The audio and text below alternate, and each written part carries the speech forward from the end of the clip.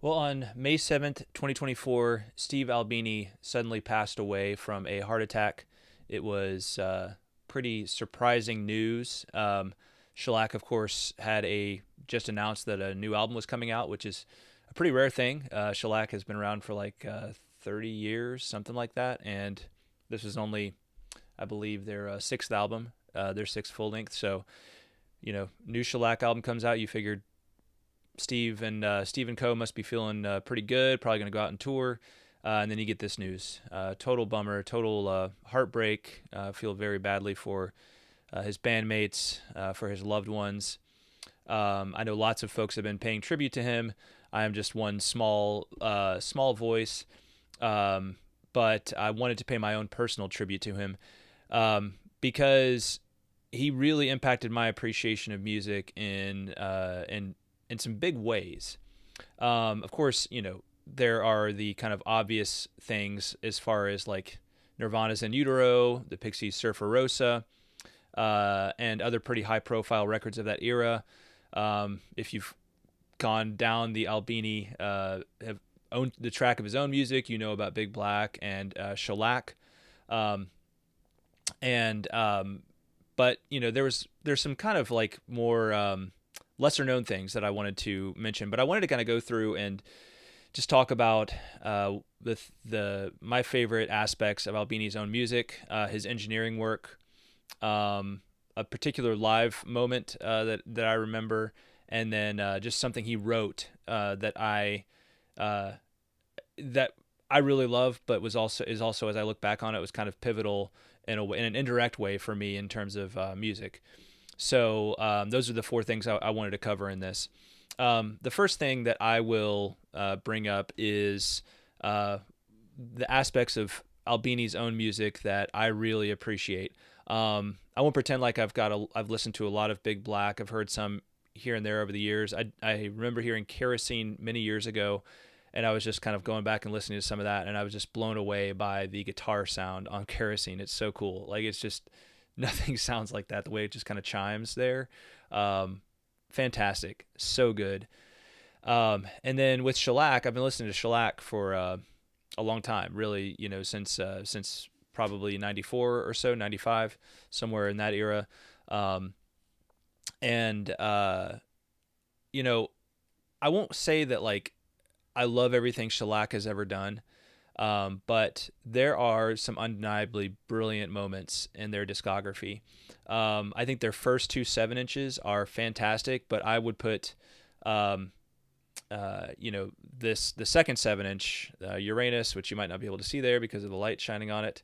There you go. I would put that one up there as my favorite Shellac release, pure and simple. That second 7 inch with Doris and Wingwalker, which I could kind of never figure out which one was Doris and which one was Wingwalker. I remember having that kind of scratching in my head. I think it was a little trick they were playing on us, but they just sound so good. Even to this day, those two songs just sound so good. That riff on what I think is Doris with the drums and the do do do do do do do do, and then the guitar comes in, so good. It's just maybe the best like shellac moment that there is. I'll give an honorable mention to a few other shellac songs that I really love.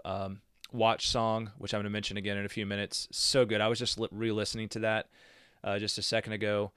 Uh, Fantastic. Such a cool like what do you even call it? Post punk. I mean, you really can't define shellac sound, but just such a cool rock song, pure and simple. I love The Crow, especially the part at the end where it breaks down and you get "Don't Eat the Crow," like so good. Billiard player song, and then Spoke, which you know I love. So I love the shorter shellac songs, like the ones where they just kind of get right to it. For me, those are the really the best, their best work. But the Spoke version from the 1994 Peel session uh, is the best version in my opinion. But really, just appreciate all of those shellac tracks. Some of the uh, my favorite things about Albini, some of my favorite rock songs to this day. As far as Albini's engineering work, you know, he gets he's well known because of In Utero and then Surfer Rosa, which kind of led to In Utero in a lot of ways. Um, and of course, I love and appreciate both of those albums. But there's two albums that probably won't get much recognition that he produced by the same band actually, and this has to do with my Louisville, Kentucky roots. The first one is this one right here, this bad boy, Crain, Speed. My light is preventing you from seeing the whole thing, but there we go.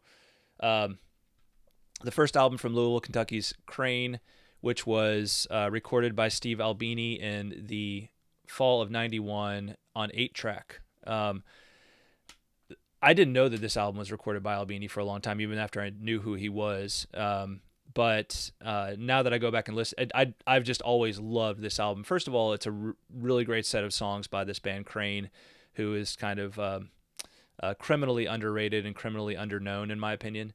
But this album is fantastic, and it probably sounds so good because Steve Albini was just like, did his thing, right? He's like, I'm going to make you sound like you sound, but in the best possible way, right? So I'm not going to put a bunch of gloss on you and produce you and all this kind of stuff. I'm going to engineer the best possible recording for your band. And I think that's what, we got with this, which is probably a very low budget. They said they did an 8-track for this. But fantastic record, Crain, Speed. If you don't have it, I highly recommend you check it out. And of course, then there's the second album by Crain, Heater, which came out a few years later.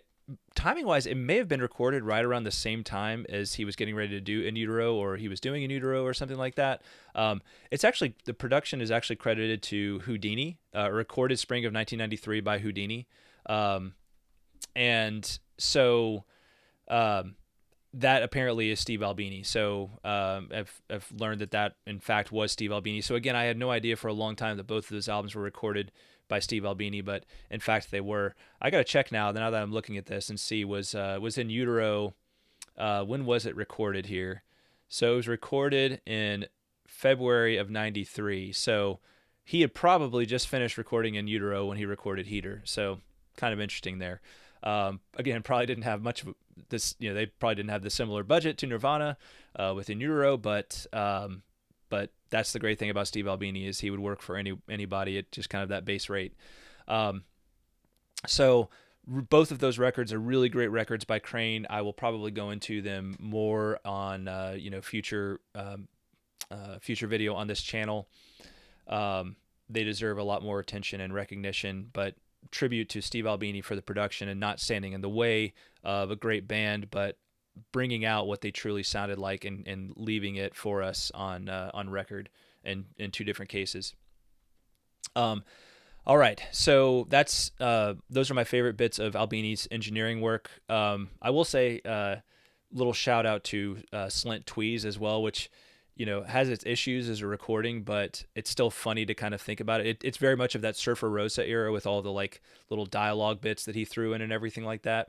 I think it was before he realized like maybe I stopped just doing all of that and throwing in like little studio record like snippets of the band talking and stuff, and just let their music speak for itself. But he did record Tweez, and we'll come back to Slint in just a second. My favorite live moment. So I think I saw Shellac twice. I know I saw them at least once, but I think I saw them twice. 2 times. There we go. I think I saw them twice. Once when they toured for at Action Park, and then when the second time when they toured for Terraform, and that's the one I definitely remember. And that was May 1st, 1998, at the Clifton Center in Louisville. 3 things I remember about that. Well, 4 things. Okay, so the first thing, I think I have a 5th thing there. I think the band Dianoga opened for them. I can't remember for sure, but I'm pretty sure that was the case. That may have been a different show, but it was also at the Clifton Center. But yeah, Shellac. So the first thing, I had my little handheld recorder all ready to go to record the show, and this Christian Fredrickson from the band Rachel's was walking around, and I guess he had been tasked, one of the people tasked with like making sure nobody recorded the show. So he's like, "Hey, I got to take your recorder. You're not allowed to record it." So I gave it to him, and I can't remember if I got it, but it was a cheap little thing anyway. But I almost had the show on recording, but it got taken away from me. But what I remember about that show is that that Jason Noble brought out a trumpeter at the beginning because it was Derby weekend, or it was close to the Derby in Louisville, and the trumpeter did the dun, dun, dun, dun, dun, dun, dun, dun, dun, dun, dun, like before Shellac played, and then his Shellac opened with Watch Song, and it was before it came out, so I had never heard it before, and it was really awesome, right? Because Watch Song is awesome. It may be their best song. That or Doris maybe. But Watch Song is fantastic, so good. And I just remember being blown away as I watched them play this. And it was hilarious when the music stops and you hear it on the recording, but you don't know what they're doing, I don't think. But they're just jumping around. They just jump around with their instruments all the way down. Bob and Steve, and they're like, we're all just like, what are they doing? And then they stop jumping around and at the same time all come back in, at the same time. And it's awesome. It's hilarious and awesome at the same time. We'll remember that forever. One of the best, just pure live moments I've ever seen. And then I remember they closed with "Didn't We Deserve a Look at You the Way You Really Are," which is of course really long and really repetitive. Not a huge fan of that song, but it was still, a pretty cool moment. I guess a cool moment to close the show on, a very shellac thing to do, if you will. So yeah, that's my live memory. So the last thing I'll mention is my favorite, just my favorite thing he wrote, and that would be the review of Spiderland in Melody Maker. And this, of course, goes back to, I think, 91 or 92. But just to share this with you, I won't read the whole thing. You can see it there on the screen. But it's a really well written review. And here's what he says. Spiderland is flawless. The dry, unembellished recording is so revealing it sometimes feels like eavesdropping. The crystalline guitar of Brian McMahon and the glassy, fluid guitar of Dave Pajo seem to hover in space directly past the listener's nose. The incredibly precise yet instinctive drumming of has the same range and wallop it would in your living room. I think this drumming of Britt Walford. Only two other bands have meant as much to me as Slint in the past few years, and only one of them, the Jesus Lizard, have made a record this good. We are in a time of midgets, dance music, three varieties of simple-minded hard rock genre crap, soulless crooning, infantile slogan-studded rap, and ballless balladeering. My instincts tell me the dry spell will continue for a while, possibly until the bands Slint will inspire reach maturity. Until then, play this record and kick yourself if you never got to see them live. In 10 years, you'll be like the cocksucker you are and say you did anyway. 10 fucking stars. Great review. There's another bit in here. I love the way he builds up this review, and at first you think he's going to trash the record. Where is it? He says the moment he talks about hearing I think Washer for the second time. Let's see here. I'm trying to find it. Oh, I thought it was in here somewhere. Well, regardless, this review, the reason it's important to me is because I think this went a long way to kind of raising people's awareness of this album Spiderland, which was by this otherwise really obscure Louisville band Slint. Spiderland is now, indie classic. It's in the Indie Hall of Fame for sure. And it's been a very, undoubtedly a super influential album. Albini did not record it. It was recorded by Brian Paulson. Of course, he recorded Tweez, and then he later recorded Slint's Farewell 10-inch, right, which had Glenn and Rhonda on it, which sounds fantastic, right? He kind of made Tweez a little. He did some things he wouldn't have done if he had recorded it a few years later to that recording. But with the 10-inch, it sounds fantastic. But as far as his review of Spiderland here, it raised the profile of this band. And for me as a kid growing up in Louisville, it was like, oh wow, these legends came from Louisville. This legendary record came out of Louisville, um, and it inspired a lot of the bands that I mean, Crain was inspired by him, by Slint, Rodan, and who is another huge favorite of mine. So it really kind of, I think, I can attribute this writing to kind of opening up the world of of just wacky indie music, right? Just like that crazy underground scene to me, because when this came out, it kind of raised the profile of this band locally and of a lot of the bands that were like came from them or were very heavily influenced by them in Louisville. And it really changed my taste in music. Spiderland to this day is, one of my favorite records. I really revere that record. And, I don't know that I would have necessarily if Steve Albini hadn't lauded it here. So anyway, that's what I wanted to share. Those are my kind of remembrances of Steve Albini. And I hope, you appreciate just what I had to say here. I'm not really sure what else to say. I just feel badly for his bandmates and his loved ones. And I hope, I hope they're able to kind of move on and find some peace.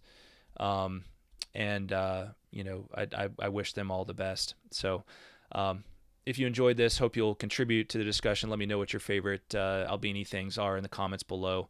And hopefully we can use this comment space to just pay tribute to this amazing musician and engineer. Thanks for watching, everybody.